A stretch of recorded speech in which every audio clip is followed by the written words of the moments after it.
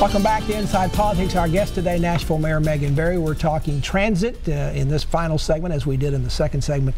Mayor, a study by Metro in 2015 estimated the cost of the light rail system would average about $100 million a mile. Now, this particular plan you have out right now shows it at $120 million a mile. That's a $20 million a mile increase in just a couple of years.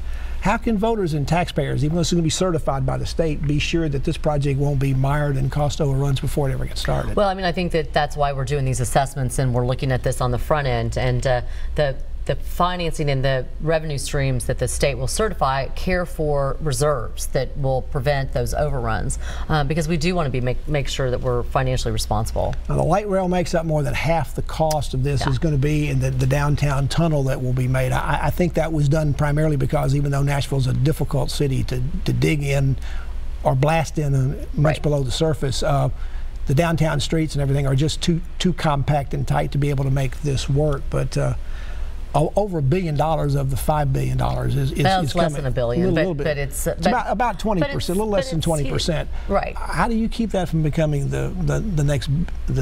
our version of Boston's Big Dig? Well, again, you know, I think when we talked about transit for Nashvillians, we drew a big circle around downtown and said somehow we have to address this, and we brought in engineers and said, the streets are too narrow.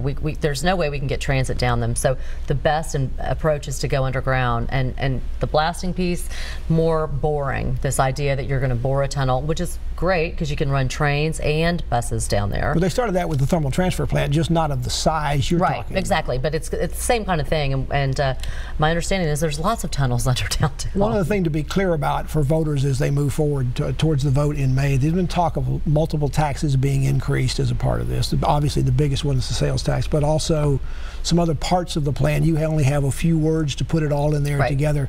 But the vote that the voters are going to take is an up or down, yes or no on all of it. You can't say, well, I'm for this tax, or I'm against this tax, or I'm for this part of the plan. It's all going to be you to vote yes, I'm for it all. You're either for transit or not.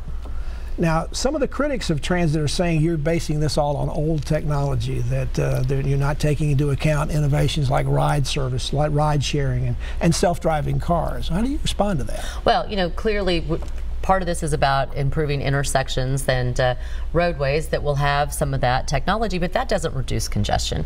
If I'm getting in one car that's a rider, you know, a driverless car, I'm still one person in one car. And we know that technology is a long time coming, and this isn't, again, an either or, it's a both. We have to have multiple modes of transit, and this is one of them. In our earlier conversation, this may have been a year or two ago, there was some talk about Google or one of the firms coming out here that was working on self-driving cars to be doing some work here in Nashville. What's ever happened to that? So, you know, we continue to talk with some of those folks who do this technology to do some pilots. We're in the conversations right now to do pilots around our community colleges to try to figure out a way to help people connect to community college with driverless cars. But, you know, I don't know if you saw yesterday, there was a convention where the driverless car that everybody was modeling, they all got in and it all got stuck. They couldn't get it to go. You know, hey, look, I grew up watching the Jetsons. I was promised a flying car, and they haven't materialized yet. But also some talk that we're seeing declines in transit ridership across the country because of transportation sharing, car sharing. Is that a problem in Nashville? And if it is, why would you want to build a system the way we're doing? So I mean, I think that, you know, ride share is definitely part of the conversation, but it's still a car that you're getting into. The way that you take congestion and traffic off the road is to have more multimodal, which is a lot of people getting in one conveyance that's going very quickly, and that's what light rail will do. And our buses, I can't emphasize enough how much of this plan invests in the current system that we have that will beef it up considerably, and you'll see that immediately. Story in the Tennessean this past week that seemed to indicate that sidewalks are a big part of all this too, but and there was $60 million appropriated by the council 2 years ago, right after you came into office, but only a couple of miles of sidewalks have been built. That doesn't sound very good. What's the problem? Is it bureaucracy? Well, hopefully you read the rest of the article where it talked about the significant amount of investment we had to make to fix all the sidewalks that haven't been fixed. So, you know, we have crumbling infrastructure, and so what we've been able to do is also allocate that to helping fix the sidewalks that we do have.